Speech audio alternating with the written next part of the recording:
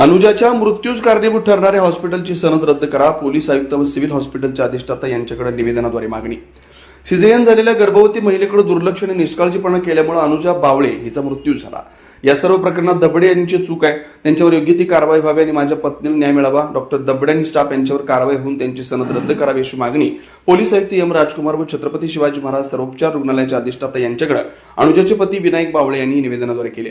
पत्नी अनुजा सनी बावळे हिला प्रेग्नेन्सी उपचारासाठी पहिल्या महिन्यापासून माधुरी दबडे कृष्णमय हॉस्पिटल सोलापूर इथं दाखवलेलं होतं.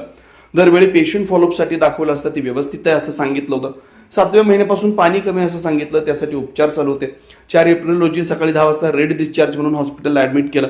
थोडा बॅक पेन होता. साधारण 6 वाजता मॅडमनी पाणी कमी असल्यानं सिझेरियन आणि जेल ट्रीटमेंटचा पर्याय सांगितला. आम्ही विचारपूर्वक सिझेरियन करण्यास सांगितलं. संध्याकाळी 7:15 वाजता सिझेरियन होऊन मुलगा झाल्याचं सांगितलं. साधारण रात्री 8:15 वाजता बाळाला आमच्याकडे देण्यात आलं. रात्री 9 वाजता पेशंटला वॉर्डमध्ये शिफ्ट केलं. त्यानंतर पहाटे 3:30 वाजेपर्यंत मॅडम एकदाही पेशंटकडे आल्या नाहीत. त्यावेळी पेशंट नॉर्मल होता. बीपी पल्स रेट नॉर्मल होता. पेशंट रात्री 12 वाजेपर्यंत व्यवस्थित होता. त्यानंतर पेशंट मला कसं तरी होतंय असं सांगून कणू लागला. पेशंटच्या नातेवाईकांनी सिस्टरकडे तक्रार केली. मॅडमला बोलवा असं सांगितलं. त्यांनी त्रास होत असतो, कमी होतं असं सांगितलं.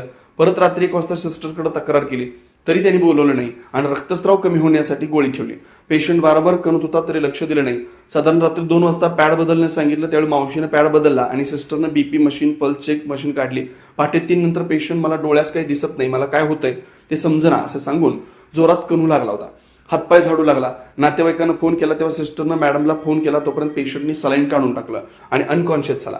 मॅडमने आल्यानंतर काय झालं, कसं झालं असं विचारलं आणि पेशंटला ऑक्सिजन लावण्याचा प्रयत्न केला. हार्ट पंपिंग केलं. हृदयाची ठोकी कमी असल्यानं अश्विनी हॉस्पिटलमध्ये शिफ्ट करू असं पेशंटच्या नातेवाईकांना सांगितलं. अश्विनी हॉस्पिटलला शिफ्ट करताना कोणताही डॉक्टर किंवा स्टाफ आमच्या सोबत नव्हता. ऑक्सिजनची सोय नव्हती. नाईट इन्चार्ज किंवा डॉक्टर नव्हते. अश्विनी हॉस्पिटलमध्ये साधारण अर्धा ते पाऊण तासानंतर आम्हाला सांगण्यात आलं की पेशंट कोणत्याही उपचारास प्रतिसाद देत नाही. कृष्णमय हॉस्पिटलमधील माधुरी दबडे व इतर स्टाफ यांच्या दुर्लक्ष आणि निष्काळजीपणामुळे अनुजा बावळे हिचा मृत्यू झाला. या सर्व प्रकरणात दबडे यांची चूक आहे. त्यांच्यावर योग्य ती कारवाई व्हावी आणि माझ्या पत्नीला न्याय मिळावा. माझ्यासोबत जे घडलंय ते इतरांसोबत होऊ नये असं मला वाटतं. माधुरी दबडे आणि स्टाफ यांच्यावर कारवाई होऊन त्यांची सनद रद्द करावी अशी मागणी पोलीस आयुक्त एम राजकुमार यांच्याकडे मयत अनुजा बावळे हिचे पती विनायक बावळे यांनी निवेदनाद्वारे केली.